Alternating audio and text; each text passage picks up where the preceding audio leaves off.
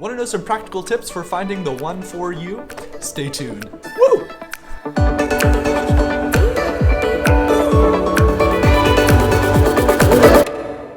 Hi, I'm Josiah. And I'm Bethany. Welcome to OneTruePair, The not-so-common-sense guide to godly relationships. Last week we talked about how God knows exactly the one that you're going to end up with, but how he gives us the freedom to choose the right person. If you want to know more about that, click the link in the top right-hand corner to be taken right to that video. But today we're going to talk about more practical stuff on how to actually know which one is the right one for you. So as we start to talk about the right indicators of who you want to be with for your life, I think an important thing to mention is seeking godly counsel. Because oftentimes I think we go to the Bible and we're like, what is the Bible going to tell me about dating? And there's things in there to help you, but there's also people who have experiences who can influence you in that area. And when you take time to talk to people like your parents, your grandparents, people at your church who are older than you, they can help you a lot from their experiences, and they're people who are seeking God. You will never regret intentionally seeking godly counsel. Something that I don't think a lot of people take advantage of like they could. I think if everybody around you is saying that you aren't maybe such a good fit, or like voicing their disapproval of the relationship or somebody that you're interested in, take that back to your relationship with God and kind of check, is their opinion something that really needs to be valued and that you need to kind of give that a place of authority in your life or not. But I think having an open mind, especially to godly counsel from your parents, from your friends, I think is really important too, in helping kind of discern which is the right person for you. So we talked about one of like the potential indicators of maybe that they're not the right person, but what are some good indicators that they are the one? That's more fun, right? Let's talk about that. Bethany, why don't we start like with your thoughts on this? What do you think are like some good indicators for people, like, maybe they're the one?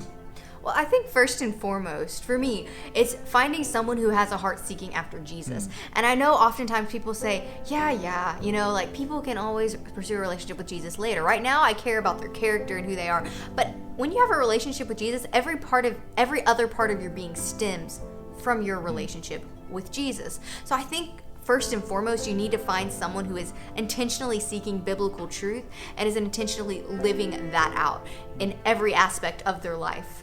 I think another important thing is being good friends with them first.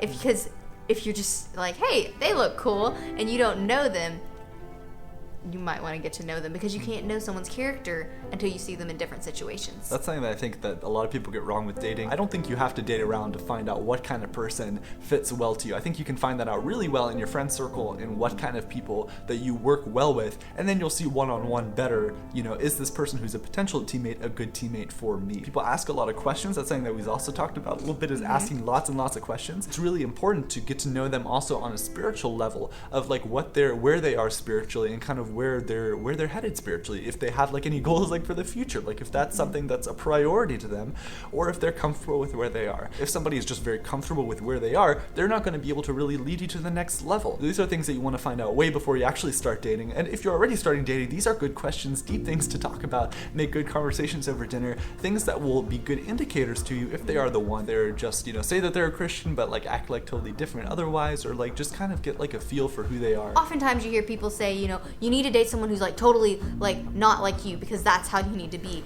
But you need to find someone that complements you. If there's someone that's the opposite of you and you guys complement each other and work really well together, absolutely go for it. But if everyone that's opposite of you don't get along with, and you just argue with them all the time, maybe you should consider someone who complements you better.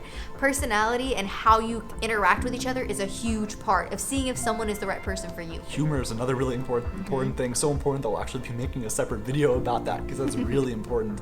You wouldn't really think it, but that's actually a key thing. Another thing is also, if you fit well spiritually, if you're on the same page spiritually. I'm not saying that's impossible if two people have like a little bit different, kind of backgrounds and like kind of like different beliefs, but it does become like increasingly difficult with like how you continue to grow in your relationship with God. I find a lot of people don't think long term. Like, you really want to think long term.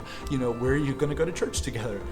Are you going to go to church together? There are a lot of things that you really have to be thinking more long term in. Is this person going to be continuing to help me grow and encourage me in my spiritual walk too? Are you like a very emotional person? Then you probably want to be with somebody who's a little bit more even keeled. And sometimes you may find someone who brings out characteristics in you that other people don't bring out. Now, if they're bad characteristics, you probably don't want to be with them. But if they're good characteristics, like someone makes you laugh a lot more than other people, or they make you more compassionate because you see their heart for other things or other people, then that's a great thing. And notice that, and notice what you bring out in other people and what other people bring out in you. And I think that goes into how you complement each other, because you can bring out positive sides in each person. And I guess we'll kind of wrap it up with this thought. Once you decide for a person, once you get married, they're the one. I'm sure that there's been at least somebody who thinks after they get married that the grass is greener on the other side.